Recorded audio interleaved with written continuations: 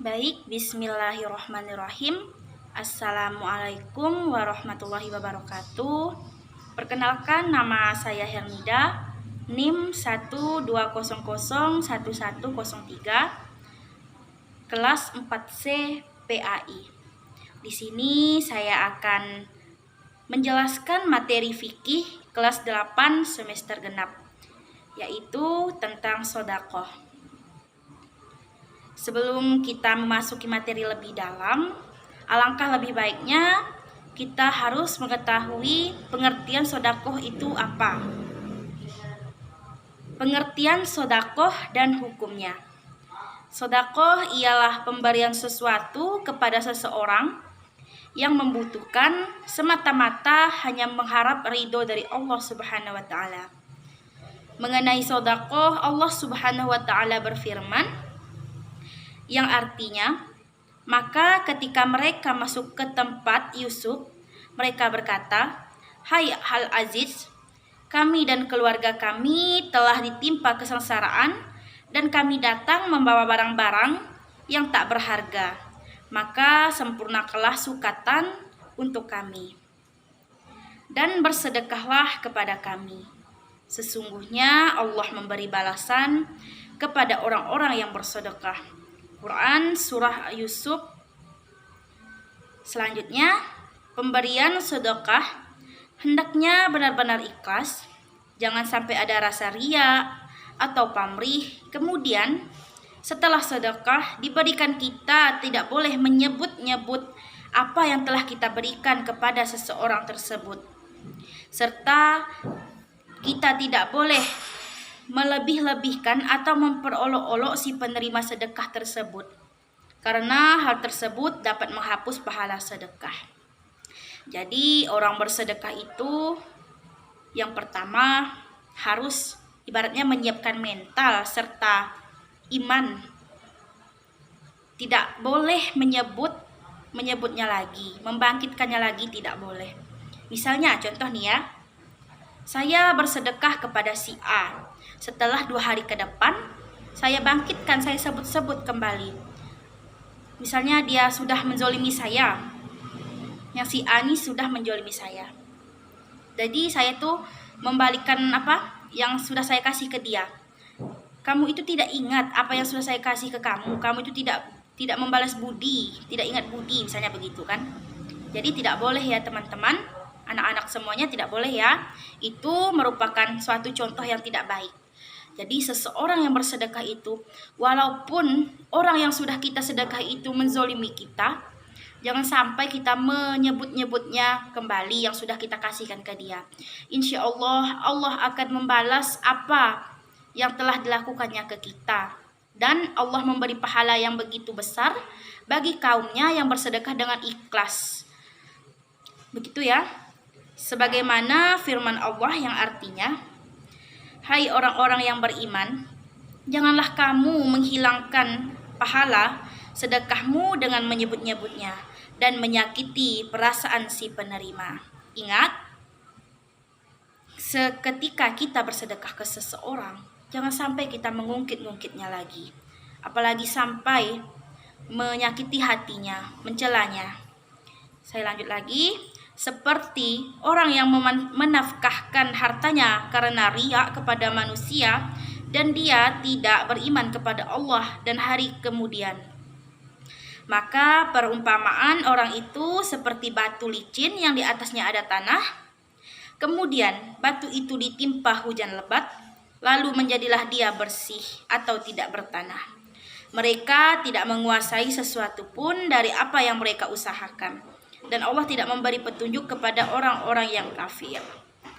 Quran Surat Al-Baqarah. Jadi untuk teman-teman, sekali lagi saya ingatkan, jikalau mau bersedekah, jangan diungkit-ungkit lagi apa yang telah disedekahkan tersebut.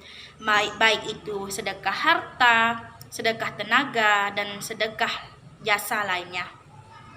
Jadi orang bersedekah itu terhitung berat juga. Berat bagaimana? Maksudnya hatinya mau bersih, mau ikhlas gitu loh. Harus ikhlas, seikhlas-ikhlasnya. Jangan sampai mengungkit-ungkitnya kembali, karena itu tidak baik. Selanjutnya hukum bersedekah. Hukum sedekah adalah sunnah muakkad, yaitu sunnah yang sangat dianjurkan. Namun, begitu pada kondisi tertentu sedekah bisa menjadi wajib. Misal, ada seseorang yang sangat membutuhkan bantuan teman-teman, seperti membutuhkan bantuan makanan, datang kepada kita memohon bersedekah. Misalnya orang itu benar-benar kelaparan, misalnya orang itu benar-benar membutuhkan makanan, bisa itu menjadi wajib bagi kita memberi sedekah kepada orang tersebut. Keadaan orang tersebut sangat kritis ya teman-teman. Jika tidak diberi maka nyawanya menjadi terancam, itu kita yang berdosa. Sementara pada waktu itu kita memiliki makanan yang dibutuhkan orang tersebut, sehingga kalau kita tidak memberinya kita akan menjadi dosa besar. Jadi jika teman-teman menemukan seseorang yang benar-benar membutuhkan, contohnya yaitu dia kelaparan karena tidak bisa mampu mencari makan, tidak bisa membeli makanan, janganlah pelit. Tidak rugi teman-teman kalau kita bersedekah itu. Ibaratnya kita mengasih satu bungkus nasi, insya Allah akan membalasnya lebih dari itu untuk kita yang bersedekah kepada orang tersebut. Lanjut, pada dasarnya semua orang baik kaya maupun miskin, punya uang atau tidak, bisa memberikan sedekah sesuai dengan apa yang dimilikinya. Karena apa? Dalam sedekah, dalam arti yang luas tidak terbatas, hanya berarti materi. Rasulullah Shallallahu Alaihi Wasallam bersabda, barang siapa di antara kamu tidak sanggup memelihara diri dari api neraka, maka bersedekahlah. Meskipun hanya dengan sebiji kurma, kata Rasulullah. Maka barang siapa tidak sanggup, maka bersedekahlah dengan perkataan yang baik. Hadis riwayat Ahmad dan Muslim. Jadi teman-teman, seandainya teman-teman itu tidak memiliki harta, bersedekahlah dengan tutur kata yang baik, dengan ilmu. Salurkanlah ilmu teman-teman kepada orang yang bertanya kepada kita, ilmu yang positif ya teman-teman.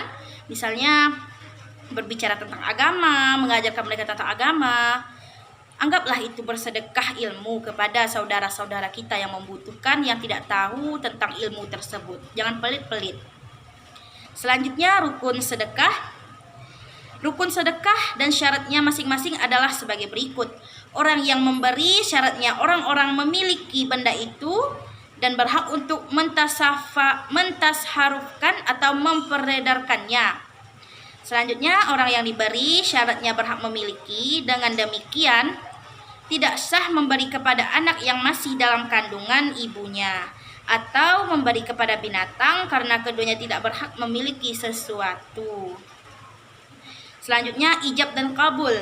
Ijab ialah pernyataan pemberian dari orang yang memberi, sedangkan kabul ialah pernyataan penerima dari orang yang menerima pemberian barang tersebut.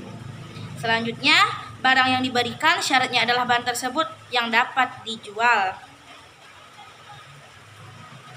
Selanjutnya, kita akan membahas materi tentang mengapa seseorang bisa hilang pahalanya saat ia bersedekah.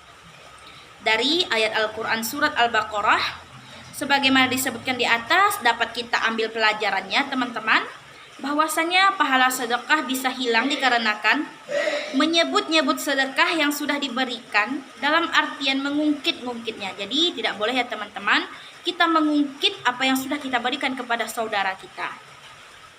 Yang selanjutnya, baik kepada si penerima maupun kepada orang lain. Itu masih bersangkutan dengan poin A, yaitu tidak boleh mengungkit-ungkitnya teman-teman. Selanjutnya, menyinggung hati si penerima sedekah.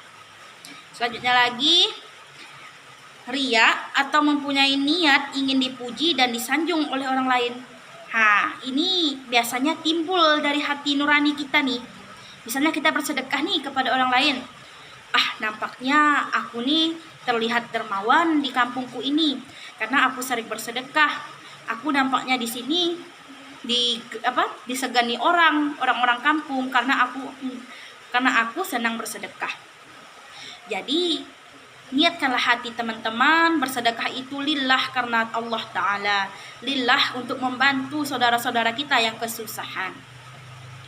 Selanjutnya, manfaat sedekah. Ada banyak sekali ya teman-teman hikmah atau manfaat dari amalan sedekah, yaitu dapat membantu meringankan beban orang lain, menumbuhkan rasa kasih sayang, dan mempererat hubungan antar sesama. Sebagai obat penyakit, terutama sebagai obat penyakit hati nurani nih. Nah, hati itu perlu diobati biar tidak sakit ya teman-teman ya. Selanjutnya, dapat meredam murka Allah dan menolak bencana dan juga menambah umur. Jadi bersedekah itu bisa menambah umur. Maksudnya memperpanjang umur gitu, panjang umur. Jadi jangan sungkan-sungkan teman-teman bersedekah. Walaupun kata Rasulullah bersabda tadi, walaupun hanya dengan 1 biji kurma. Selanjutnya, memperoleh pahala yang mengalir terus dan akan dilapangkan rezekinya dan menghapus kesalahan. Sekian materi saya pada hari ini yang dapat saya sampaikan kepada teman-teman. Semoga teman-teman dapat memahaminya dan menerima serta mengamalkannya. Jika ada salah kata dari saya, mohon dimaafkan karena yang benar itu datangnya dari Allah Subhanahu wa taala. Saya akhiri, wabillahi taufik wal hidayah. Wassalamualaikum warahmatullahi wabarakatuh.